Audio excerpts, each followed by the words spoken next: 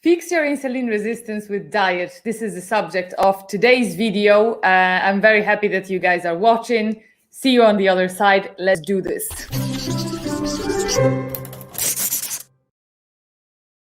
Yeah, so as you can clearly see, I am in very Easter mood right now, and I have a special guest today. This is Karma. Karma is my cat. It's the cat Karma, in case you couldn't tell. And I clicked the wrong thing, so a good start. I think I'm probably still hopped on carbs from the Easter. If you guys are watching, because I see that few people are tuning in, again, let me know who's watching, and let me know your name and where you're watching from. I would love to know. I'm wearing today my leggings, as you can see, because Easter did its thing, even though we didn't really do a proper Easter, because of course, as many people nowadays in the world, we were not able to see our families and visit them and enjoy typical, in my case, Polish Easter, but it is what it is. So in this spirit, because we have just finished our Easter holidays, we are going to be going through how to fix our insulin resistance with diet. Again, if you're tuning in, make sure you say hi, tell me where you're watching from. Welcome to everybody who's watching, and happy Easter for those of you who are celebrating. And I would like to also announce, I think I mentioned it before, that I have a Facebook group now. We're only a few people for now, but make sure you join because I might be doing some extra lives there very, very soon. We might be doing some meal preps for PCOS friendly dishes and stuff like that. And make sure you follow me on Instagram. I love chatting with you guys there. We have Diana here. Hello, Diana. Welcome. I'm very happy that you joined us again. And we have hi from Norway, Tjena. I actually speak Swedish. I hope that Tjena is also Norwegian. I'm pretty sure that we could speak Norwegian/Swedish. Funny fact about me there. I speak Swedish as well. So let's go through this without further ado. Maria is joining in, Cruz Creative, of course, as well. Hello, Maria, again. Maria is from Bulgaria. We have few regulars here. Great to see you guys. So let's go through this. So before I actually will start explaining my overlays and cover my cat with the overlays, I would like to explain that this is no scientific method. This is method that I used, and it is just, I created this step-by-step guide, thinking with common sense while knowing how insulin works and what spikes the most insulin. So as you probably know, you have all sorts of diets. You have low glycemic diet, you have keto diet, you have whole foods diets. And you might think to yourself, okay, which diet is right for you? You have veganism, of course. So which diet is right for me? And I'm going to briefly touch on that also while I'm going through those steps. But we have someone tuning from Washington. It's great to see you. Let me know what time it is. I think it has to be 9 a.m. probably, or something like that on the west coast there. Washington DC Washington State is on the west. Sorry, Washington DC is on the east. Very confusing for a person who is not from US. Anyway, go back to diet. That's something that I know what I can talk about. So step one. Common sense, right? If we have PCOS, we have insulin resistance, and insulin resistance is something that we want to fix. So the first thing that we're going to want to think is, what is spiking my insulin the most? Now, very important thing, it is not to fall for the things that are quick fixes and the things that are too extreme at the beginning, because your body is going to try to fight against it, and it's going to try to for you to give it what it's missing, right? So if you one day to the other, you're going to quit everything cold turkey, not only is it going to be very difficult for your body because it is addicted to specific, processes in your body, but also for your brain, because you use very often some stuff as a comfort food, and all of a sudden you're in this completely new situation. Not only you probably only just started a diet because you weren't feeling very well mentally, because of course insulin resistance can influence a lot of our mental state with fatigue, with weight gain and stuff like that. So depriving yourself from everything at once is not only very, very difficult, it might be counterproductive, but also it might not work very well because your body will not adjust, it will actually fight you on that. And of course, it's not sustainable in most 12 p.m. in Washington, D.C. Right, so we are on the East Coast there. So your body is going to fight you on that. So it's super, super important to go very slowly. Now, what I find, and please, during this time when I'm explaining it, let me know if those things actually are going to be in the order of the easiest to the hardest for you. This is what I found being the easiest and the hardest for me. Now, first thing that we're going to want to get rid of is the most unhealthy things and the things that spike our insulin the most. So, and give us no benefit. So first thing you're going to want to do is remove all the added sugar, especially from your drinks, because I think that removing it from the drinks is the easiest thing to do. Because if you're someone that drinks a lot of soda, you can easily swap for soda zero. You know, is it the most healthy thing? No, but we are not going, oh, I'm saint and I'm pure and I only eat salad from one day to another, right? So let's swap for the better alternative, which is zero drinks, and start getting used to sweeteners. Now, when I'm saying start getting used to sweeteners, it is very important to know that even though you might not initially like specific tastes, just because you are used to the taste of sugar, you might not necessarily love sweeteners, but your body adapts as you go and it starts perceiving taste a little bit different. If any of you have ever been a smoker, for example, this is very similar to what happens when you're a smoker. So, you know, when you quit smoking, you don't feel taste as much, but all of a sudden your tastes start to become a little bit more, a little heightened, just because you don't have anything blocking there. And because sugar has such a sweet taste, very often we don't feel sweetness from other things. So it's very, very important to slowly start to wean off sugar and start to swap sugar in your drinks to the sweetener. Now, the ones that I would recommend trying, and again, maybe you can just swap one drink, one coffee, one tea, whatever you're drinking, to a sweetener at first, and start getting ready to swapping it in all of your drinks. What I would like to say is, especially with some of those sweeteners, you have to be very careful not to overdo it and go really slowly, because some of them can give you gastrointestinal issues. And by that, I mean diarrhea, gas, stomachache. I don't like beating around the bush. So first thing, and I think the best thing to try, is erythritol. And the reason why I'm saying is first and the best, I'm the person who is used to sweeteners and I'm the person who is used to stevia. Many people hate stevia, but I tested them on my boyfriend, who really doesn't like sweeteners at all. And he chose erythritol as being the closest alternative. So erythritol is definitely a good alternative, but make sure that you get it, not that it's all that is pure erythritol that you're getting. So always flip your package and see if it's 100% erythritol. I have seen some that are named erythritol but only have 5 or 10%. Of course, different countries will have it a little bit different. Now, second is xylitol. Now, there are two types of xylitol. One is birch and one is something else. So make sure, I might actually, maybe I'll do even a post or a story about it or something like that during this week, because there are two types of xylitol. One will give you more gastrointestinal issues than the other, so make sure that you use the one that doesn't. And I think it's the birch that is better, but don't quote me on that. Then we have stevia, but stevia, again, takes some getting used to. And again, make sure if it's stevia and it's pure. Because I've seen stevia where 90% was sucralose and 10% was stevia. Sucralose is not good for you, and it's not good for lowering, not even for your gut issues, but it's not good for lowering your insulin, I think, either. I'm sure it's not good for keto, so it has to, I think it still spikes insulin, because some sweeteners still do. And then it's monk fruit. Many people were raving about monk fruit, that it doesn't have aftertaste.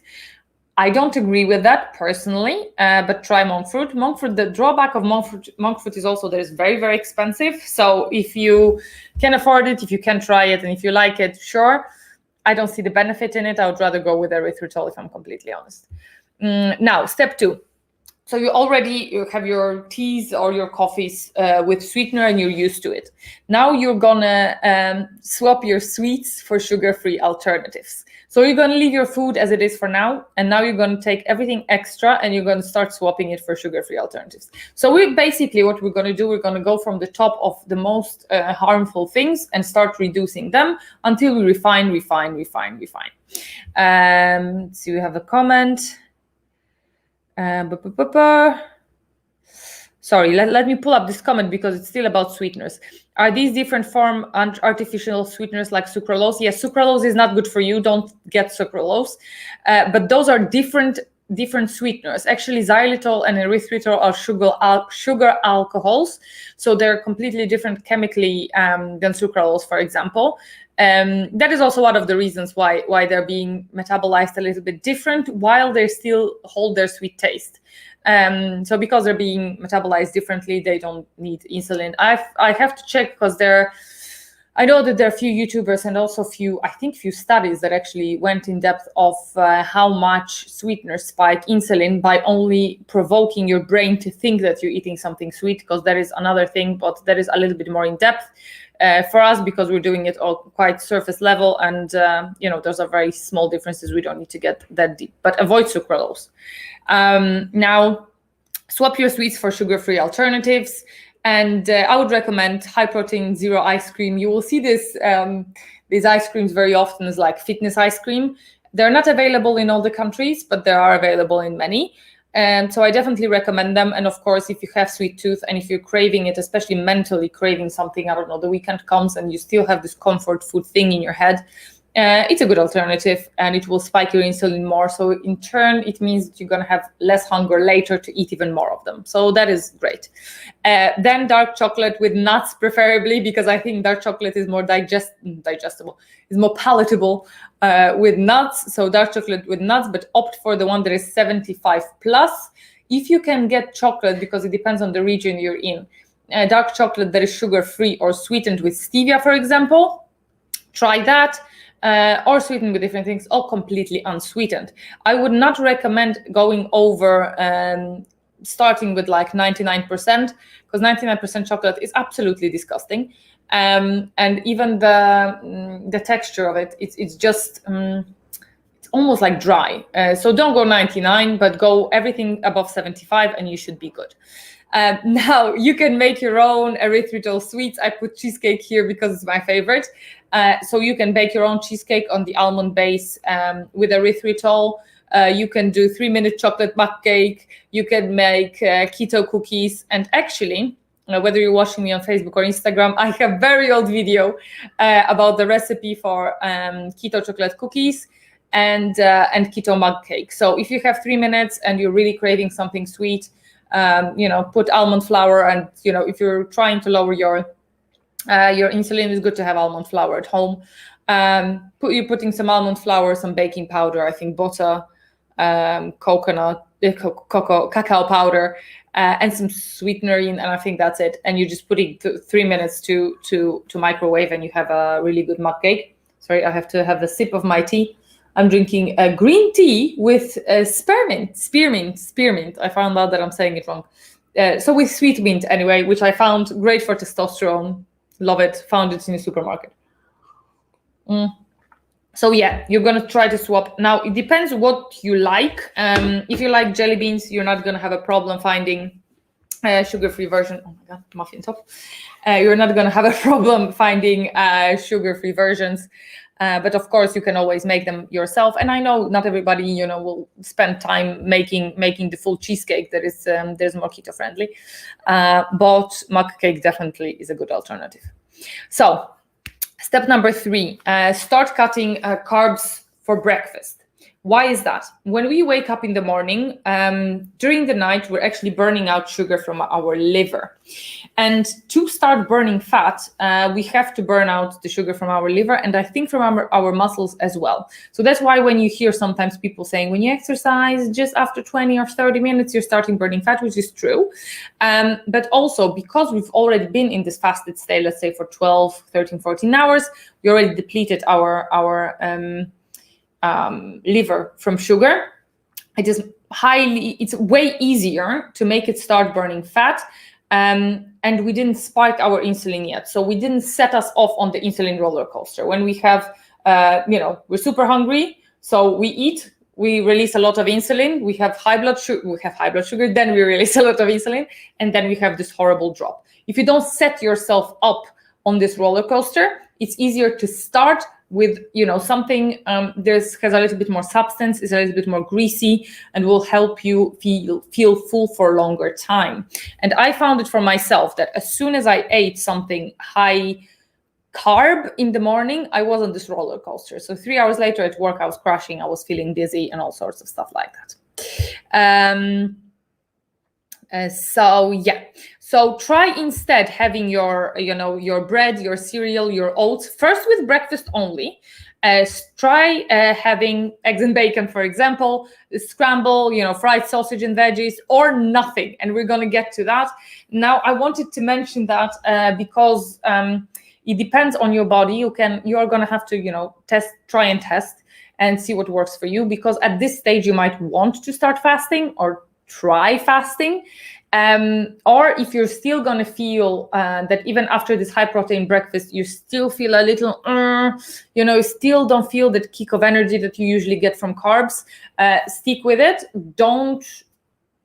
Let me rewind. If you have this fat breakfast and you still struggle, keep with it for a while. When that will stop being a problem, maybe start fasting. Now, fasting I'm going to be incorporating here in and out a little bit, because you can actually start incorporating it anytime.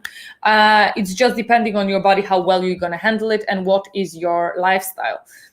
For some people, it is easier to fast because, for example, they have very physical job, so they burn out their sugars a little bit quicker, so it's almost like A, they keep busy, so they don't think about the fact that they're hungry. B, they already are on the move, so they can access the fat burning zone, the fat burning stage, because they're moving. Sometimes when we're sitting at home and just working in front of the computer, home office and what have you, it is a little bit more difficult because you end up thinking about food all the time. Beth? I missed in which time you actually mentioned it. So let me know what same. I think I don't know. I was saying something about the insulin and breakfast and fasting. Right, step 4. So you already have swapped your high carb breakfast to your more protein rich fat breakfast. Next step is going to be to quit pasta, bread, cereals, and oats. And at this stage, I would say that what we're focusing on is not necessarily cutting carbs as much as cutting processed carbs, because they will spike your insulin the most. So you can either go soft and just swap them as your side dish, or the part of your dish being pasta. Maybe make something with potatoes, because potatoes are a better alternative than pasta, by the sheer even fact that they have potassium in them, and it's whole foods. So we're moving here a little bit towards the whole foods diet. So we're going to use potatoes or sweet potatoes or beans as a side dish, or incorporating them still in your diet. But because they have higher, they have more minerals, that will help you, but they also have more fiber. So that is gonna help you, stabilize your blood sugar by the sheer fact that it's not just processed flour, but it is also fiber included. No carbs in the morning. Exactly. Carbs in the morning is the first step, the super important thing. So yeah, what you can try is to swap your pasta for bean pasta, which is slightly better, but it's just slightly better. It has a little bit more protein, so if you're really struggling, you can do that. Then you can try zero pasta, which is like this gummy konjac pasta, whatever. Beth, by the way, let me know if you try this pasta and if you like it, because I know you're keto. I hate this pasta. I think it tastes like chewing gum, so it's a no-no for me. Then you can try zero bread. I know it's not available everywhere. In Europe, I have never seen anything like that, but I know that in US, you have that option to actually try zero carb bread. I think it's mostly made from psyllium husk. You can also start making your own bread, which, for example, I would recommend very heavy seed bread. So it's basically only made from seeds, like flax seeds, like pumpkin seeds and stuff like that. You can find plenty of stuff on the internet about this. And what I added there as well is nut rice. Many people think that rice is actually a healthy alternative, but very few people know that rice has actually higher glycemic index than sugar itself. So it will spike your blood sugar more than eating white sugar with a spoon. So we don't want rice, especially not white rice. Right, so you quit your cereals, you quit your oats, you quit all of that, and now you're going to lower your carb intake overall. And again, I want to emphasize that this should go really, really slow. So give yourself enough time that you feel comfortable with every next step, and then you can do it. Let's see, Beth, I haven't tried it. I gave up pasta before keto, so never needed alternative. Same here. I was gluten-free for around 2-3 years before going keto. So for me, already pasta wasn't. You see that's what happens if you get used to the certain fact first. Then swapping for something else is not going to be that difficult. That's why it's important to go step by step. What about brown rice or quinoa?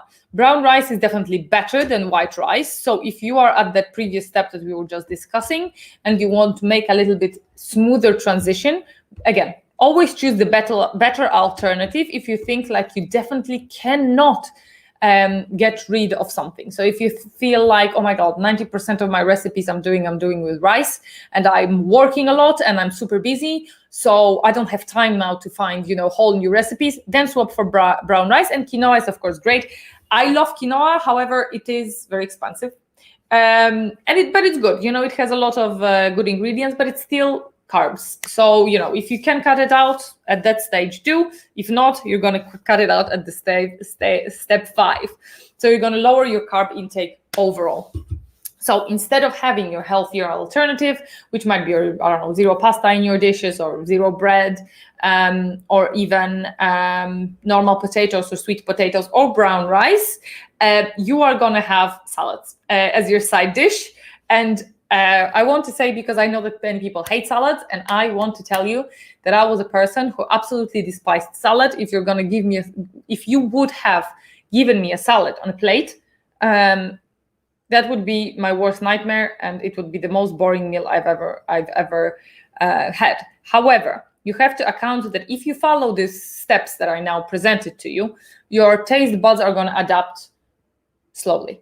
So your taste buds are going to change. Now, when I said here salads as a side dish, if you find that option repulsive, then you can try incorporate stuff a little bit different. So what you can do if you absolutely hate vegetables, you should start making curries, some sort of curries, like meat in sauce, tomato sauce or something like that, no sugar sauce. But tomato sauce, spicy curry sauce, with coconut milk and stuff like that. Thai curry, you could make with vegetables in it. And this way you kind of, put a little bit, get used to, with this delicious sauce, I had few vegetables in. Then you can actually bake vegetables, you can melt sauce on the top, baked paprikas and stuff like that. Again, to hide the taste of vegetable, but to make your taste buds slowly adapt to it. Then you can start frying your vegetables and adding a lot of spices to it, and then you can go to salad. Salad repulsive? No. Great, Tracy. I love you like salad. You already had a lot of people that are used to junk food, and I know that I'm happy to know that many of you already like salad, but I know many people hate it. So I thought I'm gonna also incorporate this. Let's see.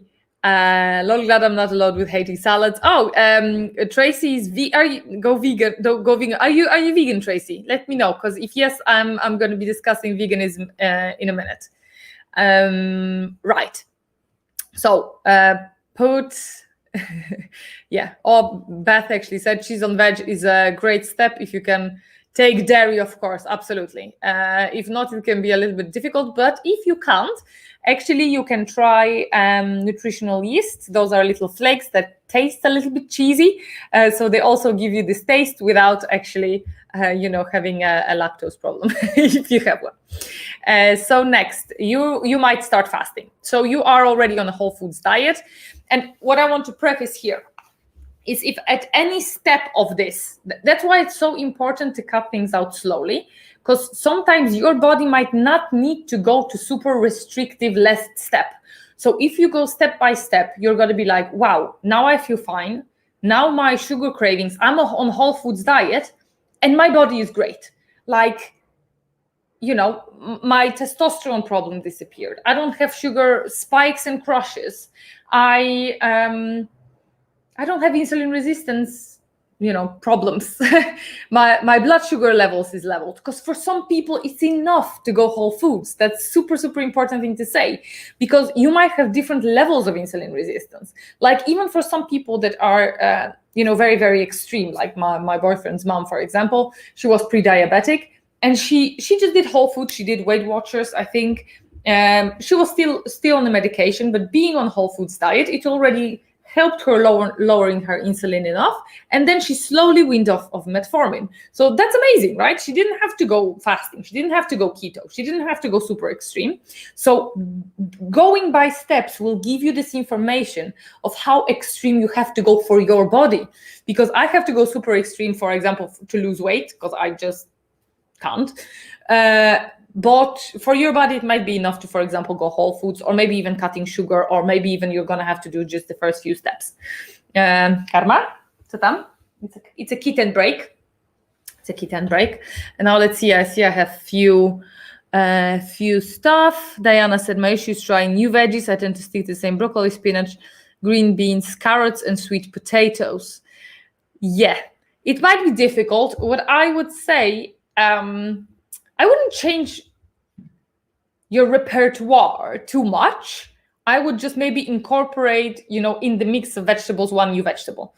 So for example, keep a paprika, or make it a thing, where every month you're going to go to supermarket and pick up new vegetables and Google how to make it. I know that for many of us, it is quite difficult to find time, because I find that when we watch those YouTube videos, they're telling us, find new recipes and change your diet in one day to super strict.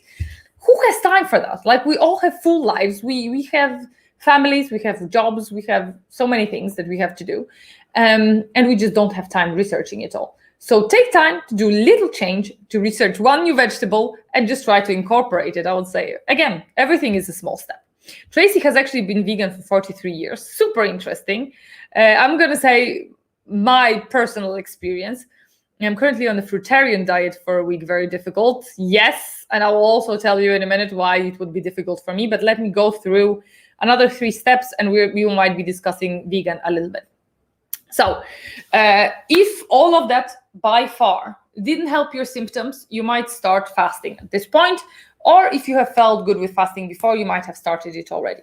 Now, I have the complete separate video about how to start intermittent fasting.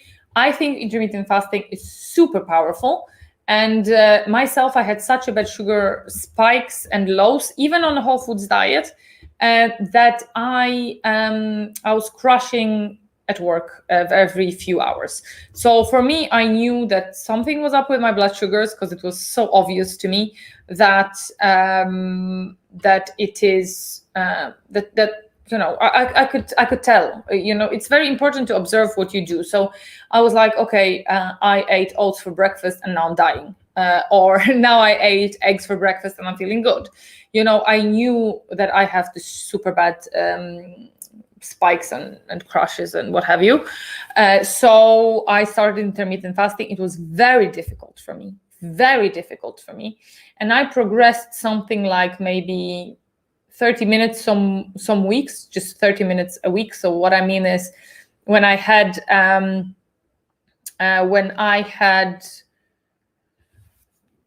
sorry, I'm reading comments at the same time, so it threw me off for a little bit. when I had breakfast at 9 o'clock, because I started working at 11, when I had breakfast at 9:30, let's say, I would push it to 10, or I would push it then to 10:30 next week, and next week 11, and then 11:30. And if I felt like when I pushed it 30 minutes further, I felt horrible, like really bad, shaky and stuff like that, I would stay where I was for a little bit longer to make sure that my body fully adapted before I made my fasting window a little bit longer. So again, don't overdo it. Don't be like, I'm going to do 16:4 right now, and I'm going to force myself, no matter if I have a headache, no matter if I have a sugar low, I'm going to stick to 16 hours, because it is not sustainable, because your body is fighting you on it, and because you might have horrific hunger later.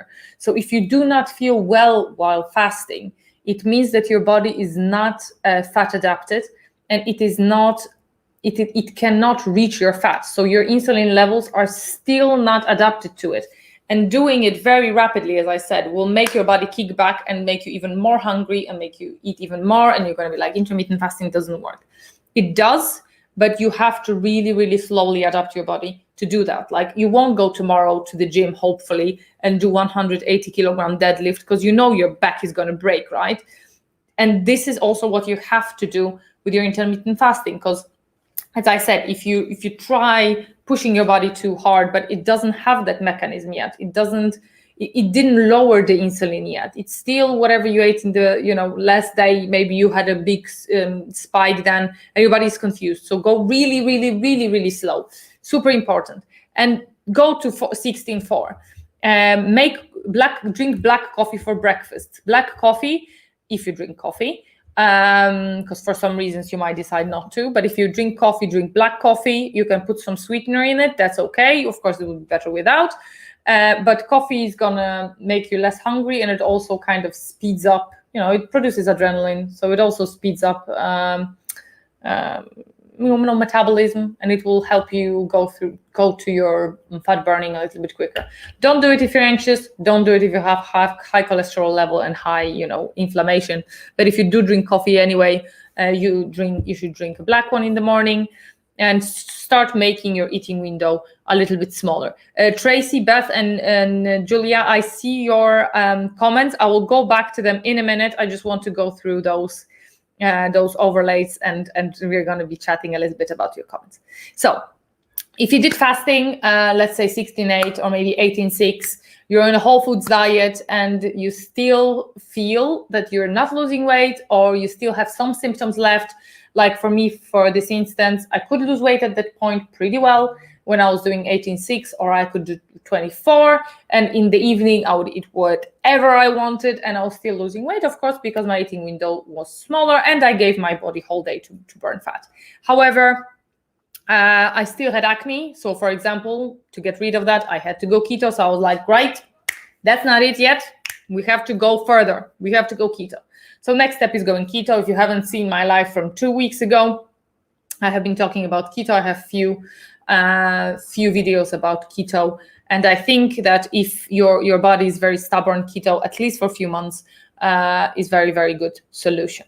Step 8, if you went keto and it's still not doing it, or you feel great and you're not hungry, you can also incorporate intermittent fasting with keto. And of course, if you have been intermittent fasting before, it is going to be very easy to do, because you're going to just fast as usual. You're just going to get rid of your carbs from the evening meal. And then the last ultimate is keto, intermittent fasting, and intermittent fasting 24, or even OMAD, or even doing prolonged fasts. But that is a very, very advanced thing to do, and that should be already that when you have been keto for quite a few months.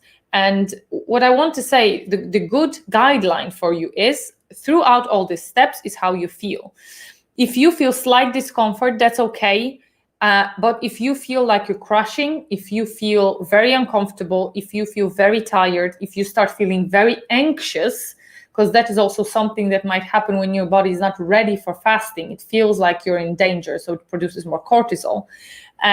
If you feel any of those feelings too much, and you think like it might be, done with that you push too hard, take it step a little bit, take a step back a little bit, and then continue from there. And I want to tell you that this 8 steps that I just went through might take you 2 years, for example. And you should be ready for that, and you should be okay with that, and I hope you are, because it's very important to know that if you do it this way, it's painless, and it's more sustainable in a way that you are not going to push your body to something that it cannot do. You shouldn't be pushing your body to something that it cannot do. You shouldn't do over-restrictive diets from day one, where you've been eating McDonald's 3 times a day, to doing prolonged fasting, because your body is not ready for it, and it has protective mechanisms to actually make you more hungry, to make you eat more, to make you starve, to make you feel anxious, to make you eat. So it has to learn that it's not in danger. So you have to go very slow to teach it. Now, let's go to your comments. Tracy, let me answer Beth and Julia, and then we go to veganism. It is true, not everyone needs to go full fasting keto. I did it in stages, very much like you are laying out there, but for me, weight loss only came with keto. For me, it's either keto, but I think even fasting for me is more powerful than keto. So I could, if I would eat 3 meals a day on keto, I would probably lose less weight than being still on full diet, full whole foods diet, but doing 20 hours of fast. So it's almost like fasting is more powerful for me than keto, but fasting with keto, whoa, that's the shit for me. Right, Julia, I'm trying fasting 1 day and eating keto 2nd day. Do you know if it's good with IF, with intermittent fasting for PCOS and like hirsutism and hair loss? If you still struggle with hirsutism and hair loss, and you know that it is caused by high testosterone levels, not other androgen levels like DHEA, it might be good. I would say this. Tell me, because you said fasting 1 day and eating keto 2nd day. I'm expecting that you're fasting not all day, that you're doing intermittent fasting 1 day and normal keto full day of eating 2nd day. If that's the case, that is a great thing to do. And a lot of people are actually arguing that kind of confusing your body with how much you're fasting is actually more productive than fasting the same amount all the time. You might also want to adapt your fasts to the part of cycle you're in. You might want to fast less around your period, because you might feel fatigued. You might have to adapt it a little bit. But if you are intermittent fasting and every 2nd day and doing keto and you feel good on it, that's great. Sometimes for me, it's better to do intermittent fasting a little bit shorter, but do it quite regular. Like I can't do too long of a breaks, because then I fell off the wagon and my body is expecting me to eat quite much. But going back to your hirsutism and hair loss, if you know that your hair loss and hirsutism might be connected with insulin resistance and with high testosterone levels, it should help. However, if it is, for example, connected to your high DHEA, if you're going to put your body to the stress state, it might make it worse than better. So it's important to know where is it coming from, and act accordingly, because we don't want to stress our body too much again. But then again, go by your feeling, observe yourself, sometimes even journal, and see how it goes. It should lower your testosterone levels, because lowering your insulin usually lowers your testosterone levels, right? Let me take a sip. And have sweet mint tea. It also helps with testosterone. So I want to, I don't know, Tracy, if you're going to fight me on this, because I want to talk about veganism. And that is very difficult. Tracy has been vegan for 43 years and she's fruitarian for a week. That is a very controversial subject, because you always have a war between keto people and vegan people. It's like, am I going to stuff my face with meat, or am I going to be good for animals and eat vegan? I would argue that is very personal. Well, of course, it's a very personal choice, but everybody is going to react a little bit different. Now, why am I a proponent? Thank you, Yulia, as well. I am a big proponent of keto, but keto doesn't necessarily dictate of what you eat. There are people who are doing vegan keto, which is very difficult, but possible. So you can be still vegan while being keto. It's not necessarily that you have to stuff your face with bacon if you want to do keto, because keto focuses on your macronutrients, not on the specific products that you're eating. However, of course, there are some things to consider, like balance of omega-3, omega-6s, not to cause inflammation, right? So because very often in insulin resistance, we have high, eating high sugar products can be not necessarily very good for us. You have to also consider, if you want to go vegan, what type of vegan do you want to go?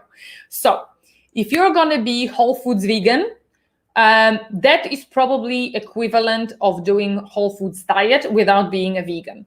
So if you are not going to eat Chipotle vegan burritos, if you're not going to eat pancakes and breads and pastas and stuff like that, not to spike your insulin, but instead you're going to focus your vegan diet on eating a lot of healthy fats, a lot of avocados, a lot of seeds, a lot of nuts, and a lot of salads and whole vegetables, non-starchy vegetables.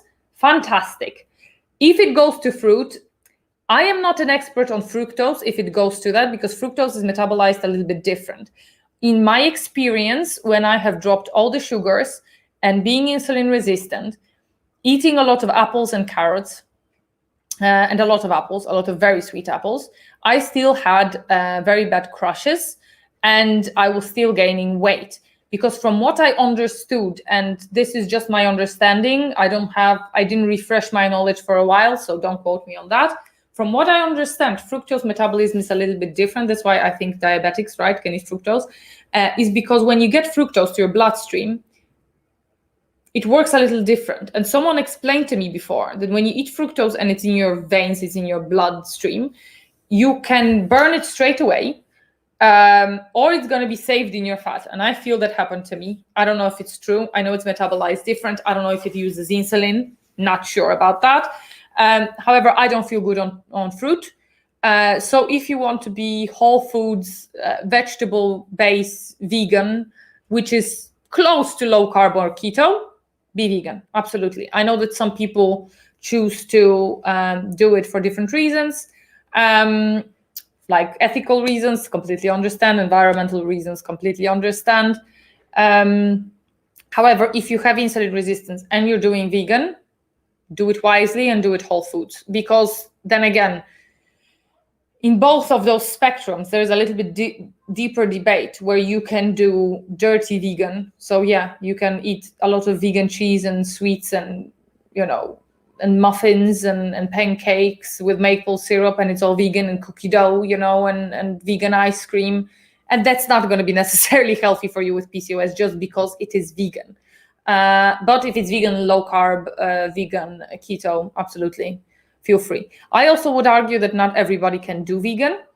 I personally don't think I could, just because I don't feel very well just eating vegetables and fruit.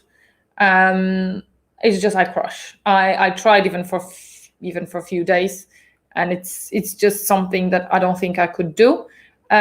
Vegetarian, maybe, but vegan, I don't think I could. Let me know if any of you have ever tried both keto and vegan. I would love to know.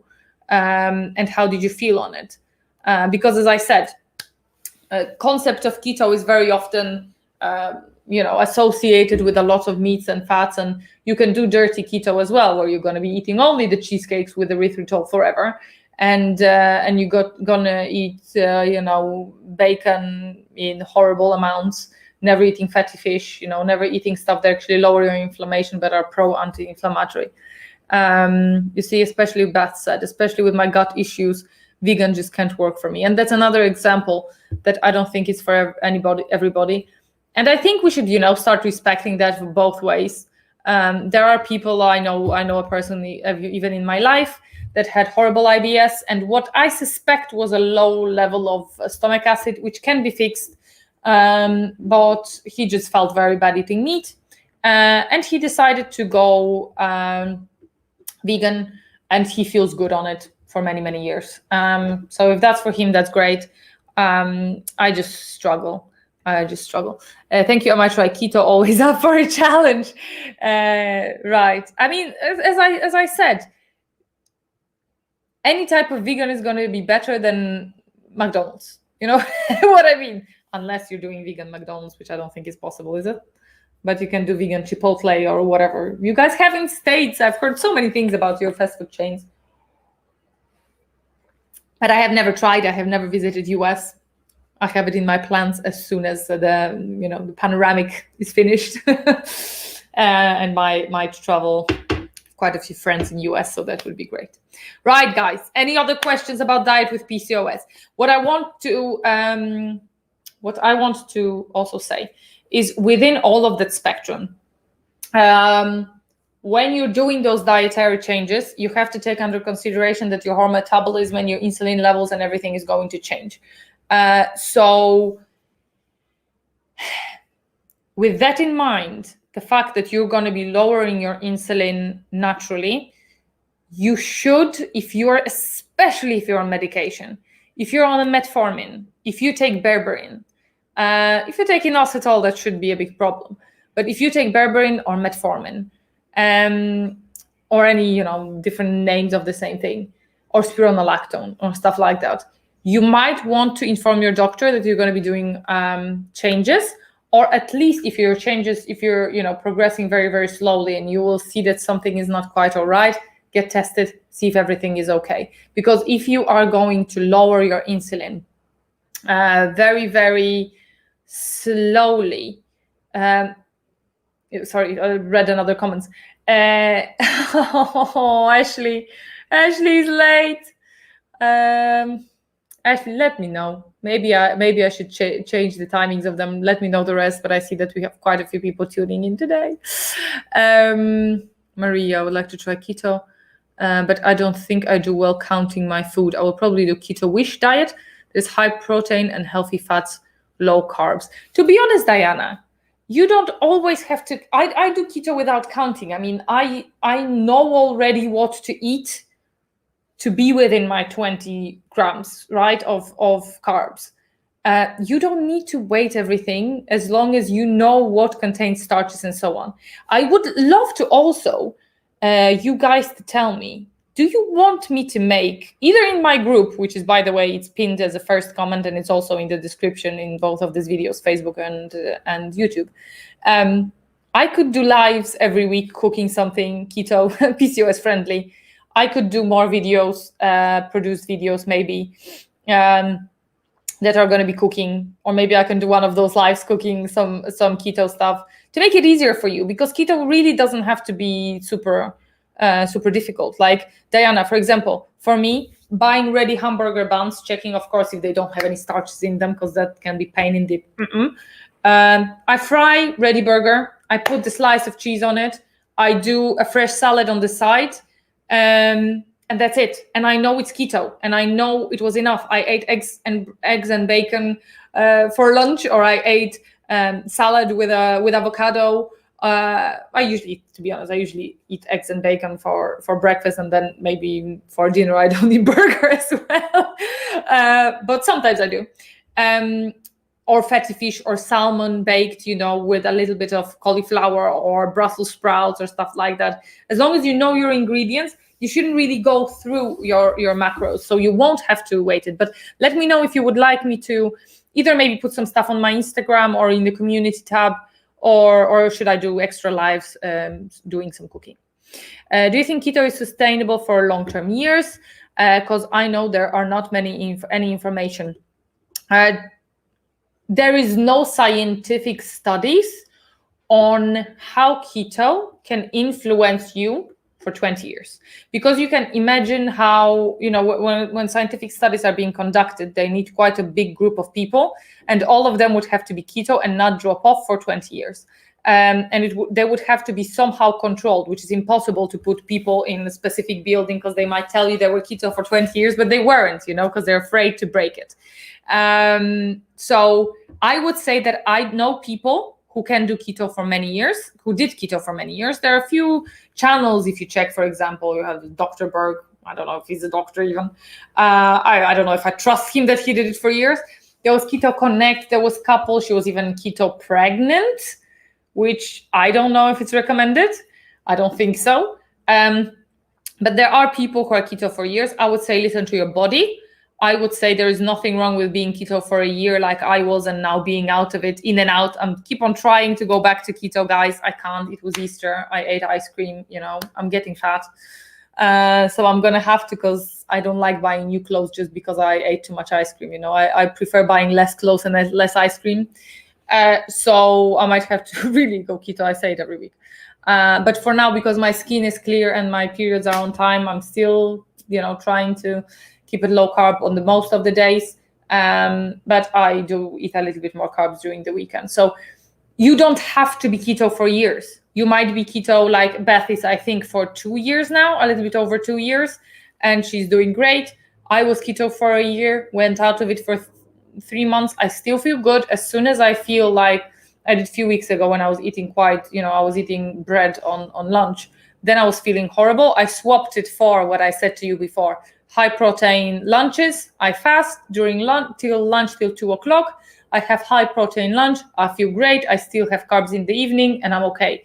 So for now, I keep it like that.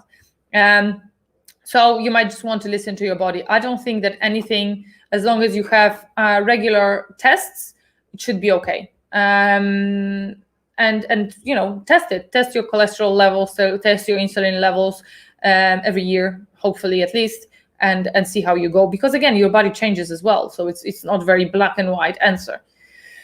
Thank you so much for putting this into steps. Sometimes changing your diet can be so intimidating to start, and you don't know where to start. And I really like, Diana, that was my whole point of making this video, to make it a little bit easier for you guys and to be able to just follow the steps and do it slowly. Don't stress. What's the point of depriving yourself of everything if you're going to struggle? I always miss your live sketches very end. I'm so sorry, Ashley. My church did the Daniel fast, which means you eat fruit, vegetables, nuts and seeds for 3 weeks. My God. I lost weight and reduced my facial hair significantly. There you go. I would almost say that it would be better to even drop fruit and just leave vegetable, nuts and seeds, because that's basically keto. So if you do vegetables, nuts and non-starchy vegetables like potatoes, then you're basically keto for 3 weeks, and you can see what difference it made. By the way, there's the whole other thing about fasting in religion, because of course religion very often is our only source of knowledge about the old times, and you will see that every religion incorporates some sort of fast, which and also monks were said to go into isolation and do a prolonged fast, which gave them mental clarity. Wink wink. Now we know why, because brain is functioning really well on keto. So that's great. Thank you, Tracy. And if you keep it long term, try Daniel fast periodically though. Yeah, pretty much keto, guys. Pretty much keto. So whatever you name it, whether you call it Daniel fast, we have something in Poland. There's very common now. It's like post Dąbrowskiej. So it is quite similar. It's also quite low carb from what I know. It's a lot of fermented stuff. You ferment your own things sometimes. You do fermented beetroots, great for your gut. Sometimes, we name those stuff differently, but they're pretty much the same thing. So yeah, I completely agree that the Daniel fast would work, because again, lowers your insulin, right? You didn't eat any bread, pastas, any sweets, any sugars. You ate healthy fats in nuts and seeds, and you ate a lot of vitamins and minerals. So much good recipes on keto, especially now when it's getting more popular. Absolutely. Of course, you have to also be wary that you would like to have the least processed keto. So yeah, having keto cheesecake once in a while is great. Having keto cookies available in store is great. But if you turn it around and they have the whole element, the table of elements, like they have stuff that you don't understand, maybe try to go the most whole foods you can. Sometimes just almond flour, if you do some stuff yourself, it's healthier for you. Again, keto is also great when it's the least processed possible, because we don't want any additives and stuff. It's snowing here in England. Oh my God, teenage daughter wants to snowball me. I'm the target. Catch you next week. Thank you, Tracy. Thank you for tuning in. You can have faith in you. If you find vegan hard, try vegetarian. Good luck. Yeah, maybe one day, guys. I just love meat. You know, I just went a few days ago.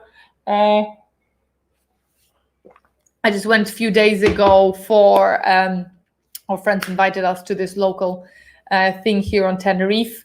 I think it was Guachinche actually. No, it was Bodegon, whatever that means. So very traditional restaurant with a very good quality beef sirloin, and I have to tell you, it was very good. And I know that, you know, industrially produced meat is not totally healthy for you. So, you know, that's a little bit difficult. Let's see, Galaxy. What if your parents cook food with gluten or rice, pasta, etc.? I love your videos, by the way. You help me so much. You have two options. It depends if if you can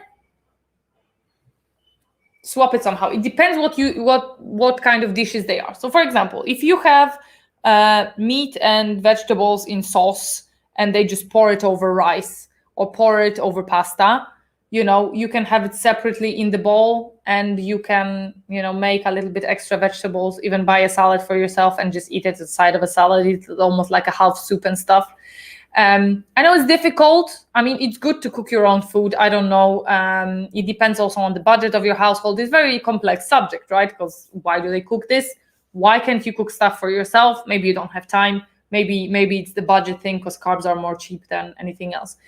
If that's the case, that you by no chance can actually cook anything else, I would try fasting and eating whatever your parents cook in the evening.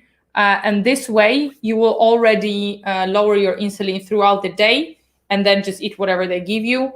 Or you can incorporate, berberine.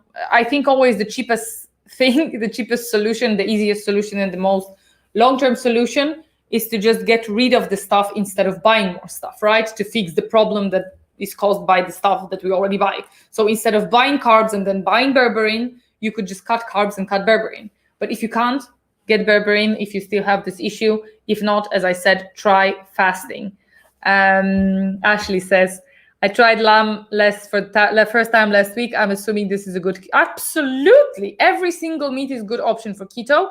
However, because we're already quite late in live, I can chat a little bit more with you guys. However, in keto, it's very important to keep your omega-3 to omega-6 level quite good. So if you eat, for example, a lot of pork has a lot of omega-6s, which means that it can raise your inflammation in your body. You can get joint pains and stuff like that. So it's important to either supplement with omega-3, eat precursors like, walnuts and seeds and flax seeds and all of that, or eat more fatty fish. But fatty fish is bloody expensive. Like, we have mackerel in Poland, and here in Spain I never saw mackerel. Like I really crave. Whoever ate like smoked mackerel, let me know. Delicious. Last question from Julia. Do you know if it's dangerous to cheat when on keto for a long time, like eating a carb dinner and dessert and then continue again next day? Define dangerous. What I can say to that, I'm going to leave this question on, is that it is not dangerous. You risk having a carb hangover. It depends how long you have been keto. If you are very well fat adapted, you're going to go back to keto a little bit easier. However, the big problem with doing this is when you start eating carbs, especially a lot of carbs, you change your liquid balance, you change your water balance and your electrolytes in your body. So all of a sudden, you're going to see that you're probably swollen next day. You're going to have swollen face, a little bit more rounded face. Your tummy might be swollen. You might be swollen and a little bit more. If you're muscular, you're going to have a little bit more pump. And you're probably going to have a lot of energy as well. Because every molecule of water holds 3 molecules of sugar in your muscles, right? So now you ate all of these carbs, Now you hold on to all this water in your muscles, which normally if someone eats carbs is not a bad thing. But then you want to go back keto, and your body actually is going to release all that water again when you're depleting yourself from carbs, but it's going to deplete you also at the same time with minerals. So it's very, very important if you do that, get ready a little bit extra minerals and good quality minerals, magnesium citrate, potassium citrate, and a little bit of Himalayan salt. Drink a lot of water. As I said, you might pay for it with keto hangover, but nothing horrible will happen. And the longer you are on keto, the more smooth this transition will be. Some people like, after doing such a thing, fast to burn and exercise, fasted, to burn this sugar a little bit quicker out and to get themselves to a state of ketosis faster, but it all depends how you feel. But we all are human. We all have Easters and birthdays and Saturdays sometimes, and we have period and we want cake. Let's not be silly. So be human. It's okay. Try not to do it too often, because the reason why I'm not keto right now is I noticed I start doing it too much. I started kicking myself in and out, and it's miserable state to be in. So I stayed with carbs at the moment. And I am planning in the future going back keto. I don't know when, or maybe at least I think I'm going to do my own steps and start fasting now before I go keto. Because many people don't know, and it's very important to know. If you fast, if you do keto, and when you're already fat adapted, you will not be hungry. I'm so much less hungry on keto, and I crave so much less stuff than now when I'm on carbs. Now when I'm on carbs, if I eat dinner, I want to eat ice cream, and I want to eat cake, and I need something sweet, which is also a sign of insulin resistance. Starting having mackerel for breakfast. Beth sent me mackerel. We don't have, can you imagine? I'm living 5 minutes away from a beautiful fish market. And from what I know, because I don't speak Spanish, I live in Spain, in Tenerife, Canary Islands, by the way. And I have not seen mackerel. I ask my friends and I just go there. People ask me questions in Spanish and I don't know what fish I'm looking at because I've never seen that fish in my life. So imagine, I haven't been eating fish at all since I've been in Spain. And also probably now because I saw Seaspiracy, if you haven't seen it on Netflix. And Octopus Teacher, make sure you watch it. My cat is dropping stuff all over the show. All right, guys, we are live 1 hour and 1 minute. Make sure that you like this video, please. It helps me a lot to build this channel. Make sure you leave a comment after or as well on the replay. Follow me. Let me show you where. Follow me on Instagram. I am back on the regular schedule. The schedule is a little bit more sparse, 3 posts a week, but I'm going to try and appear a little bit more in stories. Let me know if you maybe want me to make some Instagram lives. That could be, possible as well. Join my group. It is actually both in the description and it is pinned now in the comments as well. Oh wait, we have another. Intermittent fasting 16-8. If you don't do it for 1 day, is it? No, it's not lost your progress. And what workouts are best for insulin resistance, PCOS? I see different ones being the best all the time. I have the full video on best exercise for PCOS. I think I actually have 2. I would say, oh yeah, okay. Your lunch hour is over. Thank you so much for taking your lunch to tune in. It's so nice that you did that. We're going to be live again in a week, so I hope I'll see you again and you took some value from what we were talking about. Thank you again for taking your lunch break, gosh, to tune in. Let's go back to Galaxy. So intermittent fasting 16-8. If you don't do it, no, your progress is not lost. Absolutely not. You can pick it up as much as you did before. And when you mentioned that you have your parents cooking carb stuff, push it even further if you can with intermittent fasting. 18-6, because I'm assuming that you're doing it for PCOS symptoms, right? You can push it a little bit further, even to 24, and just eat this 1 carb dinner. That is also going to be a huge help. What workouts are the best for insulin resistance PCOS? I see different ones that are the best all the time. So it depends on the level of insulin resistance you're at. If you still have quite a high level of insulin resistance, I would recommend nothing but walking and sleeping a lot. The reason for that is that exercises like HIIT or very intensive weight training can actually spark your cortisol that push your blood sugar up and make your insulin resistance worse. I've been doing it before when I've been doing 4 weightlifting sessions a week. I wasn't losing weight. I was on 1,500 calories at the time for months. I didn't budge. I was so motivated. So 1,500 calories for months for weightlifting trainings for a week. And then I started incorporating cardio and I gained weight. And I kid you not, because that's what insulin resistance will do. And at the same time, being on burning so many calories, working out so much, eating so little, I still gained weight. But at the same time, my cells were starving. So I got myself to exhaustion and sickness for another 3 months when I was sleeping 10, 11 hours a day. And I was wrecked. So it didn't work for weight loss. So what I would say, if you have high insulin resistance levels, first try to fix it as much as you can with fasting, with keto. Then you should remember one thing. Exercise is for fitness, diet is for weight loss, right? So, of course, you can become more insulin sensitive. Long walks, because they lower your insulin levels. Slow walks, not super slow, but you know what I mean, not power walks. So walks, look outside, look afar, that lowers your insulin levels and will help you lose weight. Sometimes even sleeping helps you lose weight. Then if you feel okay walking and you feel okay fasting and you think your insulin is getting a little bit better, you can start slow weighted workouts, but again, progress very slowly because that increases your insulin sensitivity. And only then, when you already feel like all symptoms are gone, you don't feel like you have insulin resistance at all, hopefully you're keto maybe, or as low carb as you can be, so you're running mostly on fats, then you can do cardio. I don't recommend doing too harsh of a cardio, so rather jog than sprint. Cycling, absolutely, and at the very least is HIIT exercise, because that can spark a lot of cortisol and a lot of adrenaline through our system, which again can make our insulin resistance worse. So even though HIIT training is very, very good to improve insulin sensitivity, it is, I think, improving insulin sensitivity in already fit guys, fit people with no insulin problems, or with people with average insulin sensitivity. However, with people with insulin resistance doing HIIT training, it's just high cortisol and actually going back to what it was. That's great info, Agata. Thank you, Beth, for tuning in. By the way, guys, while I still have you on, make sure that you have a name of Beth's channel right now underneath. So make sure you go and follow her.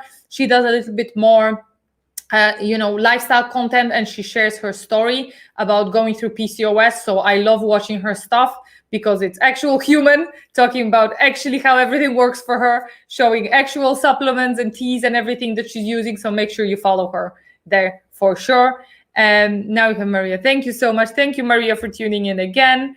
Lunch break is over. Thank you, Diana. We have Diana. Thank you, Diana, for tuning in.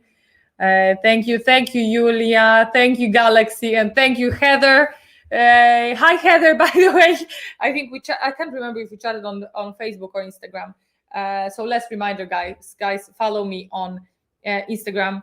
I will chat to you there as well in DMs. Follow my group. Come to my group. We can have more fun there. Let me know there as well. If you want, just add a post and be like, Agata, I don't know what to eat on keto. I just hit my nose. Let me know what you thank you, Ashley, as well. Let me know what do I eat on keto. Go live, cook me something keto, or whatever you have issues with. I'll do it. I don't know when, because I work a lot, but I will do it.